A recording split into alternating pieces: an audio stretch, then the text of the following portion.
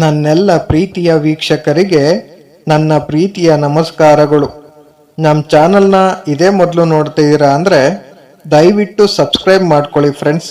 ಮುಂಚೆಯಿಂದ ನೋಡ್ತಿದ್ದೀರಾ, ಇನ್ನೂ ಸಬ್ಸ್ಕ್ರೈಬ್ ಮಾಡ್ಕೊಂಡಿಲ್ಲ ಅಂದರೆ ದಯವಿಟ್ಟು ಸಬ್ಸ್ಕ್ರೈಬ್ ಮಾಡ್ಕೊಳ್ಳಿ ಫ್ರೆಂಡ್ಸ್, ಸಪೋರ್ಟ್ ಮಾಡಿ. ನಾವು ಹೇಗೆ ಒಂದು ವ್ಯಕ್ತಿಯೋ ಹಾಗೆಯೇ ಈಶ್ವರನು ಕೂಡ, ಅದಕ್ಕಿಂತ ಹೆಚ್ಚು ಇಲ್ಲ. ನಮಗೆ ಹೇಗೆ ಒಂದು ಆಕಾರವಿದೆಯೋ ಹಾಗೆಯೇ 23 ದೇವರನ್ನು ಒಂದು ಆಕಾರದ ಮೂಲಕ ನೋಡಬಹುದು. ನಾವು ಎಲ್ಲಿಯವರೆಗೆ ಮನುಷ್ಯರಾಗಿರುವೆವೋ ಅಲ್ಲಿಯವರೆಗೆ ನಮಗೆ ಒಬ್ಬ ದೇವರು ಬೇಕು. ಆದ ಕಾರಣವೇ ಶ್ರೀರಾಮಕೃಷ್ಣರು ತಮ್ಮ ಹೃದಯ ಮಂದಿರದಲ್ಲಿ ಜಗತ್ತಿನ ಉಳಿದ ಎಲ್ಲ ವಸ್ತುಗಳಿಗಿಂತ ಹೆಚ್ಚಾಗಿ ಜಗನ್ಮಾತೆಯನ್ನು ಸದಾ ತಮ್ಮೊಡನಿರುವಂತೆ ಕಂಡರು. ಆದರೆ ಸಮಾಧಿಯಲ್ಲಿ ಆತ್ಮನಾವಿನ ಬೇರೇನೂ ಇರಲಿಲ್ಲ. ಸಾಕಾರ ದೇವರು ಸಮೀಪಿಸುತ್ತಾ ಬಂದಂತೆಲ್ಲ ನಮ್ಮಲ್ಲಿ ಐಕ್ಯವಾಗಿ ಹೋಗುವನು. ಆನಂತರ ನಾನು ಎಂಬುದು ಇರುವುದಿಲ್ಲ, ದೇವರು ಎಂಬುದು ಇರುವುದಿಲ್ಲ. ಇವೆರಡು ಆತ್ಮನಲ್ಲಿ ಮಗ್ನವಾಗಿ ಹೋಗುತ್ತವೆ.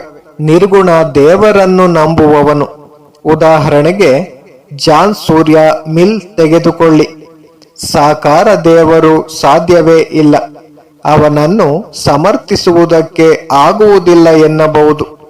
ಸಗುಣ ದೇವರನ್ನು ತೋರುವುದಕ್ಕೆ ಆಗುವುದಿಲ್ಲ ಎಂಬುದನ್ನು ನಾನು ಅವನೊಂದಿಗೆ ಒಪ್ಪಿಕೊಳ್ಳುತ್ತೇನೆ.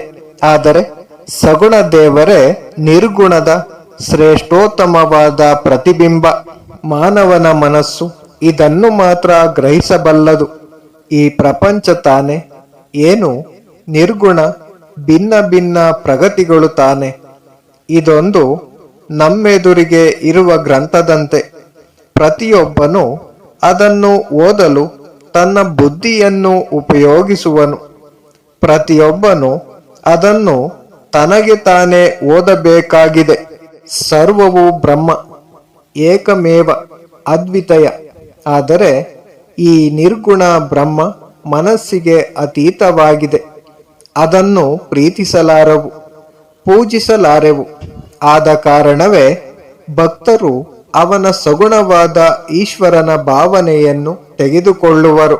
ನಿರ್ಗುಣವೇ ಮಾಯೆಯ ಮೂಲಕ ನೋಡಿದಾಗ ಸಗುಣವಾಗಿ ಈಶ್ವರನಾಗಿ ಕಾಣುವುದು. ನಾವು ಪಂಚೇಂದ್ರಿಯಗಳ ಮೂಲಕ ಗ್ರಹಿಸಲು ಯತ್ನಿಸಿದರೆ ನಾವು ಅವನನ್ನು ಸಗುಣನಂತೆ ಮಾತ್ರ ಗ್ರಹಿಸಲು ಸಾಧ್ಯ. ಆತ್ಮನನ್ನು ವಿಷಯೀಕರಿಸುವುದಕ್ಕೆ ಆಗುವುದಿಲ್ಲ.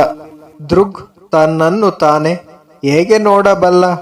ಆದರೆ ಅದರ ನೆರಳನ್ನು ಬೇಕಾದರೆ ನೋಡಿದೆವು ಎನ್ನಬಹುದು. ಅದು ವಿಷಯೀಕರಿಸಿದಂತೆ. ತನ್ನನ್ನು ತಾನೇ ನೋಡಲೆತ್ನಿಸಿದ ವಿಷಯೀಕರಣದ ಛಾಯೆಯನ್ನೇ ಸಗುಣ ಬ್ರಹ್ಮ ಎನ್ನಬಹುದು. ಆತ್ಮ ನಿತ್ಯ ಸಾಕ್ಷಿ. ಅದನ್ನು ನಾವು ವಿಷಯೀಕರಿಸುವುದಕ್ಕೆ ಸದಾ ಪ್ರಯತ್ನಿಸುತ್ತಿರುವೆವು. ಈ ಹೋರಾಟದಿಂದಲೇ ನಮ್ಮೆದುರಿಗೆ ಇರುವ ಪ್ರಪಂಚ ಮುಂತಾದವು ಬಂದಿರುವುದು. ಆದರೆ ಇವೆಲ್ಲ ಅಷ್ಟು ಪ್ರಯೋಜನವಿಲ್ಲದ ಪ್ರಯತ್ನ.